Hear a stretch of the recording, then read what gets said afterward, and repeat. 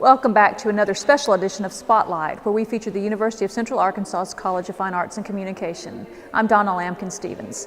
Today we are on the road at the Baum Gallery of Fine Art, where we are watching the installation of the BA, BFA senior exhibit for graduating seniors in the art department, and we're going to go from beginning to end of the installation. It should be a really exciting show. So please join us when we return. At the University of Central Arkansas, I live in the only residential college in the country focused on entrepreneurship and innovation. I've had the opportunity to develop mobile apps for local businesses. And I've been able to do everything from intramural sports to campus radio. It is my college. So. UCA put me and my education front and center. Learn how at uca.edu. Welcome back to Spotlight. I'm here with Barclay McConnell, Director of the Baum Gallery of Fine Art. And Barclay, we are in the midst of chaos here, but it soon is going to be the BA, BFA senior exhibit. Exactly. So tell us a little bit about, I guess, the details for this show.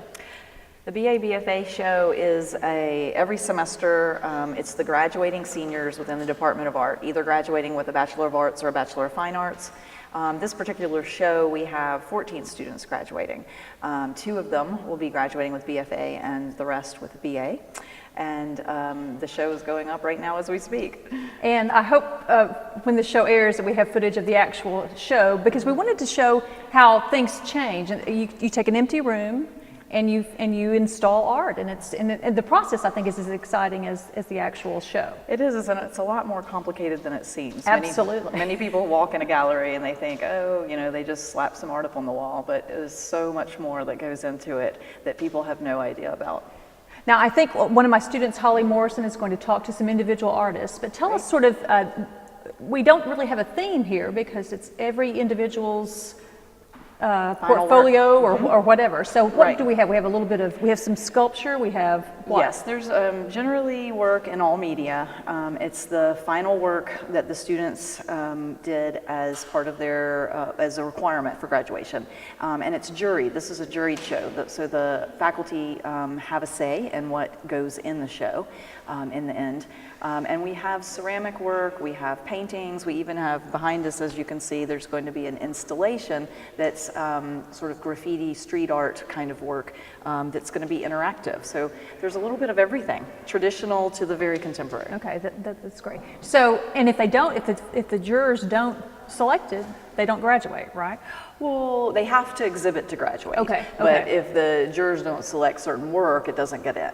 But yes, they have to create work that the jurors decide is good enough to be in the senior show. And did we have an outside juror, or is it no, faculty? It's the department faculty, okay. yes. Okay. And it's not individuals, it's groups. They meet with panels of faculty that give them advice on how to improve the work, how the work could best be displayed, all of that. So talk about the display. Is there a prime space that these students are vying for? Like my stuff should go on this wall, or? Well, some work works better in a larger space, and some works better in a more intimate space. So it sort of depends on the work. Some people, of course, with 3D work, you may want it in the center of a room, that kind of thing. Right. There are a lot of considerations, but you basically, it comes down to wanting to show off all the work as best as it can be. So it's not about one artist, it's about the entire group of artists and showing off their work to its very best. Now, you've been here, this is your second year? Third year. Third year, oh gosh, okay. So what can you say about the quality of the UCA student artists? Are they? It's phenomenal. Every semester, I am just amazed at what ends up in this gallery. We have this show, the reception, and hundreds of people come out, and everyone is so impressed. And I am as excited as it can be to see the work come in every time, because it's really impressive. I think it says a lot about our faculty, and it says a lot about the hard work of these students, because what comes together for each of these shows is really impressive. More impressive than what I've seen at many other universities. Really? So. Okay. Okay, tell us about, okay, when you came here this morning, this room was empty. Yeah, it didn't start today. We started last Thursday. Last so Thursday, This is you know, really day 3 of installation. So how does the installation process work? Start to finish. So the work is brought in, and some of this work, I mean, look, you've got huge pieces and breakable pieces. Yes. Well, I've already met with the groups of students, BAs and BFAs, several times before they even bring work here, and then we talk about where they might want to be and how it might best be displayed. And then when they bring the work in, we sort of lean it against the walls in different areas and think about, you know, what would look best, what would really set off the work around it, all of that. So it's sort of like a game of chess. I call it gallery chess. You have to try sort of, because if you take one piece out, you got to figure out where it's going. It changes everything, and so there's a lot of planning and in the laying out of the show. And that's where you're an expert. Well, yes, I have a good eye for it. Okay. just that it's a well-trained eye. Right. Sure. Because I've been doing this a long time, but. I also, you know, of course, I take into consideration other people's opinions. I always ask the other staff members. I ask the different artists that are, you know, what they think as well. It's a collaborative process. It's not just a dictatorship. And so then there's the whole process of measuring the walls and getting the exact right amount of space between every piece. You know, people don't think that math comes into play here, but it's big time. Significant math, because everything has to be at the same height at eye level, and in one gallery it's different than the other because the ceilings are higher, and so we hang at a certain height, we hang a certain amount away from each other, and then you have to think about the installation of labels and artist statements beside each piece, so you have to take all that into account. It's a long process, you know, it's a lengthy process. And then they come in with, I mean, over here we have a young woman who's literally painting on the walls. I hear hammers going on. I see pedestals being placed over there. Is it all up to them individually? Have they done this before? Some students have more experience than others with installation, but many students, it's their very first time. And so we have gallery staff who are really well trained, and they're always willing to help. And we do guide them as much as we can so that their work is set off to their very best ability. Sometimes you get so close to the work that I'm sure. It's really hard to see, you know, you get really sort of compelled that it needs to be a certain way, but it might look better if you just adjusted it one little bit. And so, and outside eyes can often see that. We try to give them that additional perspective. But yes, they install it themselves. They even hang their own labels, and they deinstall it, so they get that experience.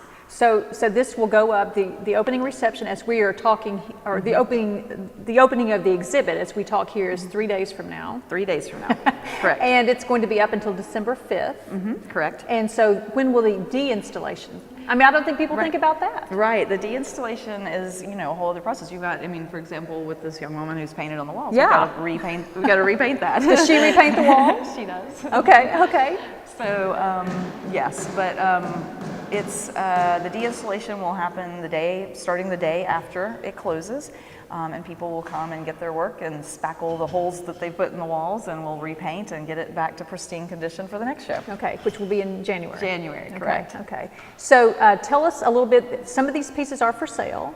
How does that work? Who decides, and what's the price range? That kind of thing. Right. The students decide that, and you know, some of them have a real sort of sentimental attachment to certain works and don't want to sell. You know, so there are works that are not for sale.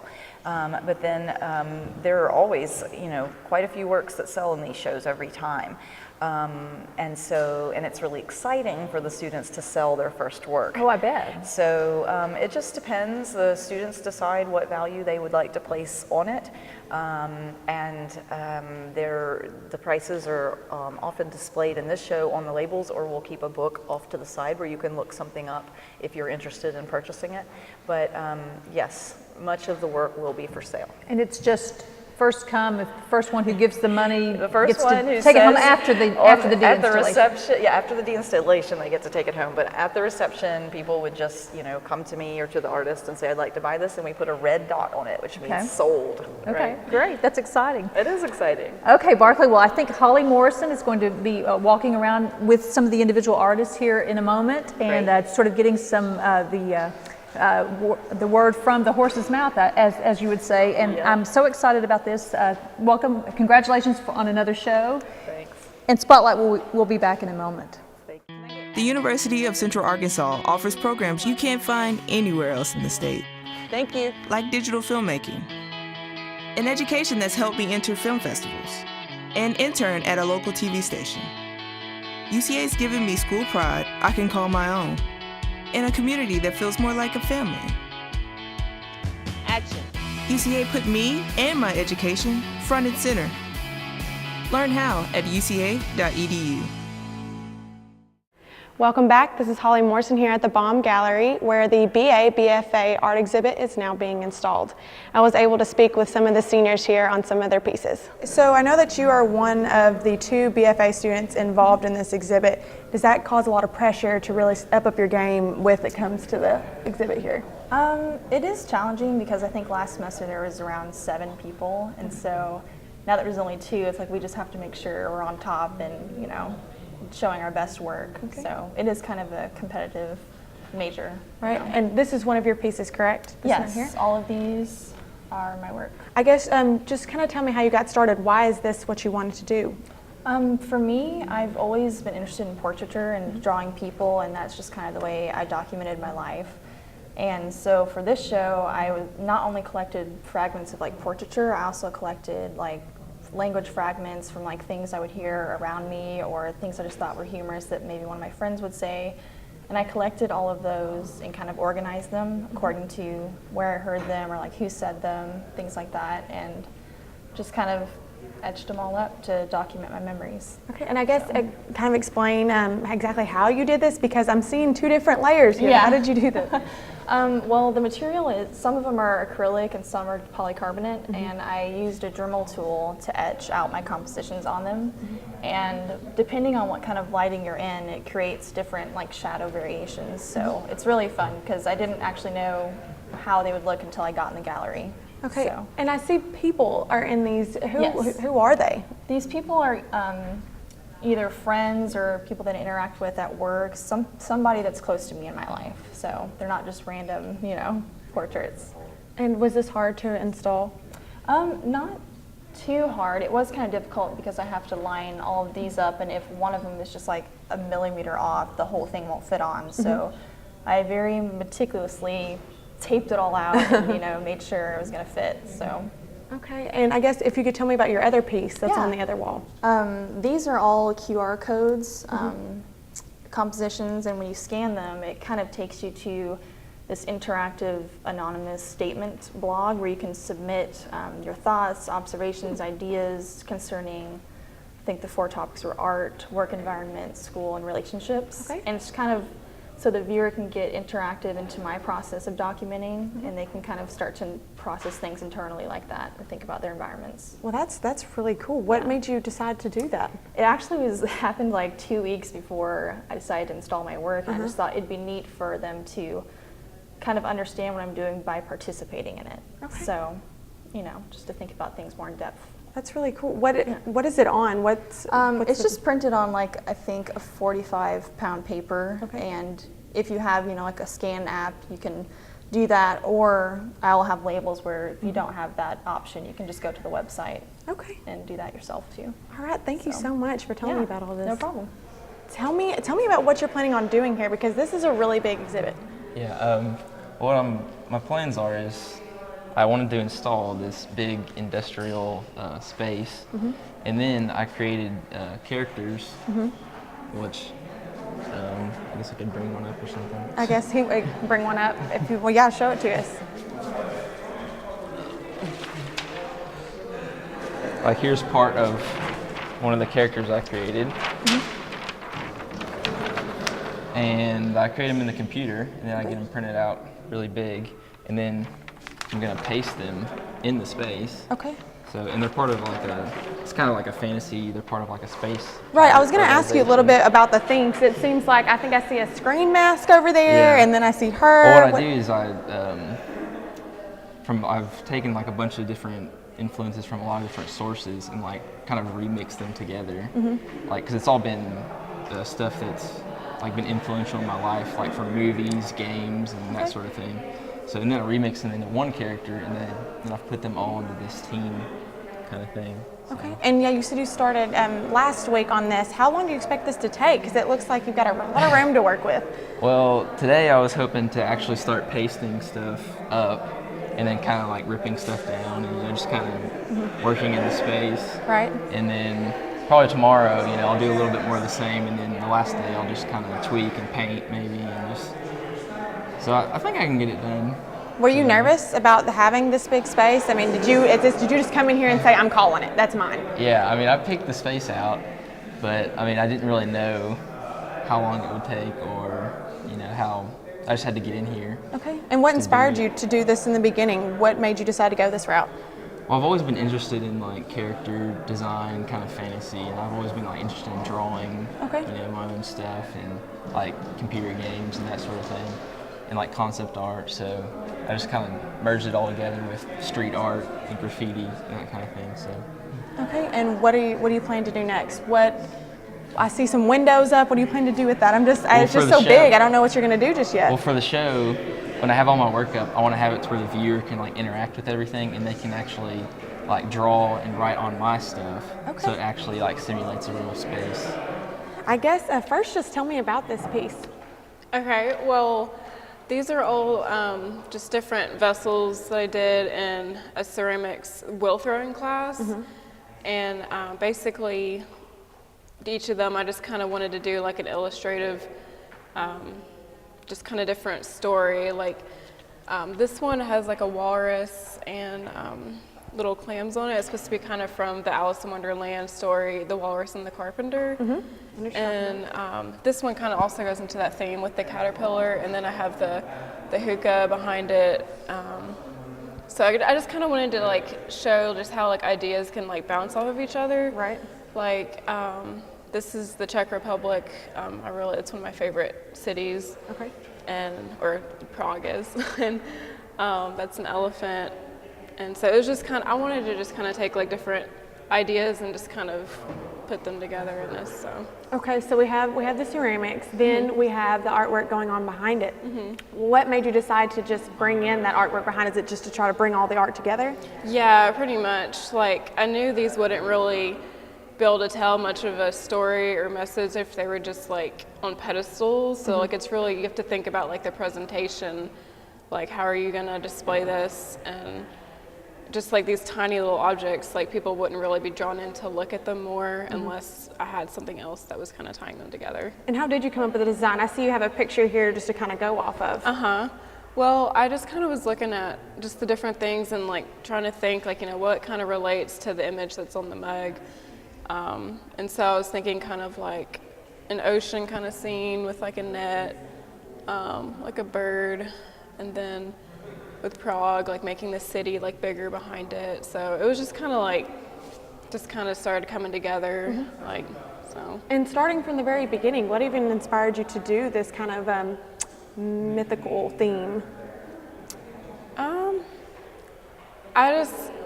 not quite sure. Like sometimes, like ideas just kind of come to you, like if you're just like in the classroom, like whether it's like something that you looked at that day that just kind of planted a thought in your head, like. So I work really just intuitively, like just kind of as I'm doing something, be like, oh, that reminds me of this. And so then I am able to come up with something just off of other things, so. And what kind of paints are you using? Because I know this is on the wall in here in this exhibit. So what kind of paints are you using? I'm using acrylic paint, so. And I guess it stays, it looks like it's staying pretty well. Yeah, I mean, it's easy cleanup. Oil paint is not good because oil-based, you can't paint acrylic house paint over that. So it's good to know like what would be easy to clean up the best. So. And I guess when it comes to taking it down, how will we deal like with the paint behind it? Are you just going to paint over it? I know you said it's easy to clean up. Yeah, I'll probably just talk to BARCLAY and see what she thinks is best. I'm thinking just whatever they use for the wall in here, just rolling over it however many coats I need to cover it up. But I'll still have like an image of it, I guess, once it's done, to have the artwork still like that. So. And what do you expect from the viewers that come in? What do you want them to see out of your artwork? I guess I'm just kind of wanting them to maybe revisit maybe thoughts like from their childhood, like maybe from storybooks that they've read, just for their imagination, just to kind of flow of like what kind of scene is this. So. Start out, do you have like a main piece here that you would like to emphasize on, or are they all just like your major artwork? They all kind of are in like different little series, but I would say like my main pieces are definitely the vases. The drawings that I have are kind of a jump off of what inspired me to make those vases. And what I did is I just it was all about process, and most of my work is about process. I don't really, I do a lot of research and whatnot, and I look at other artists, but I feel like in the building process is when I develop most of my ideas. So what I did is I just layered all these different drawing materials, and then I came in and I carved these vessels. And since I'm a ceramic emphasis, so I thought they really inspired me to kind of make these three-dimensional vessels. So I started out with this one and the surface, and then I just kind of developed them into there. And I'm really inspired by henna and pattern and those kinds of things. I think that definitely speaks to who I am. I just love pattern and mixing pattern and building on top of things. And Well, so since you said that you started out with the ceramics, what inspired you to make those?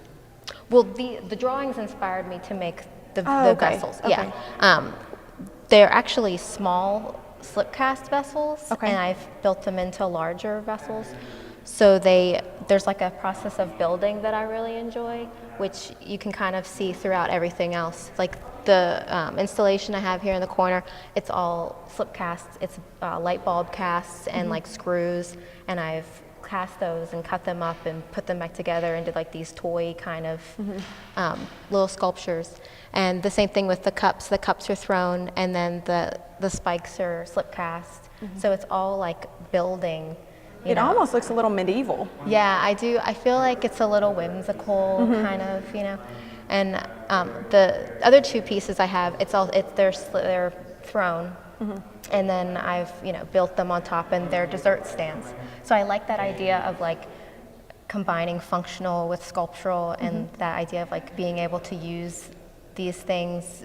Some of what I have is like functional versus sculpture, but I like that idea of like having to use them, but still being like a little scared to use, use Yeah, it. I understand. Yeah. So you're putting a lot of pieces into this exhibit. What made you want to put all of this in it?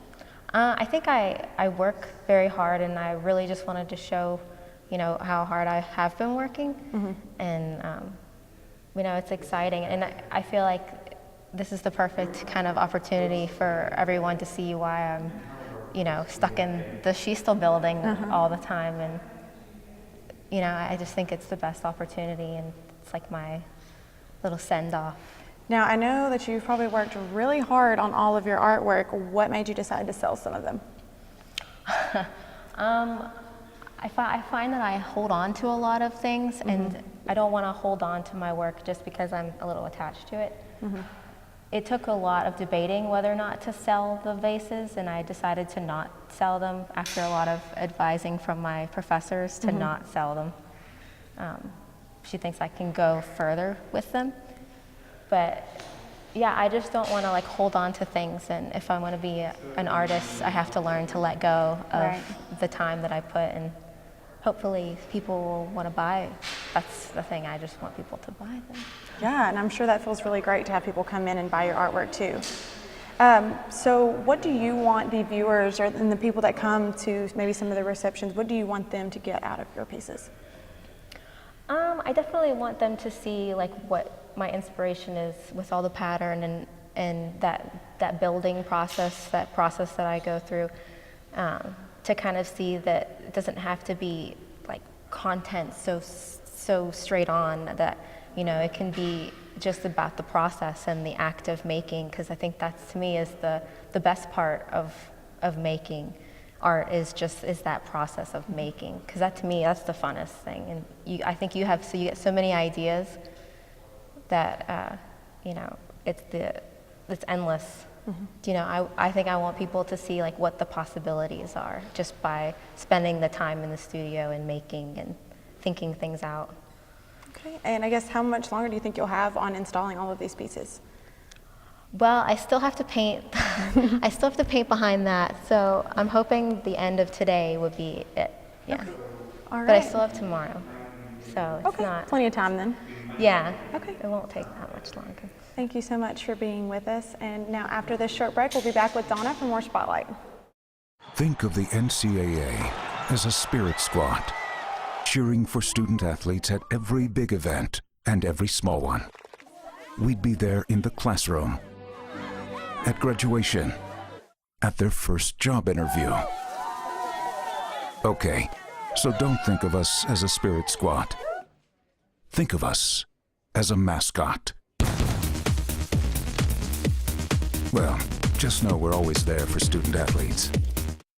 For more information about the programs and people featured on the show, call the College of Fine Arts and Communication at 501-450-3293 or check us out on the web, www.uca.edu/CFAC, and be sure to like us on Facebook. Join us again next time for another edition of Spotlight.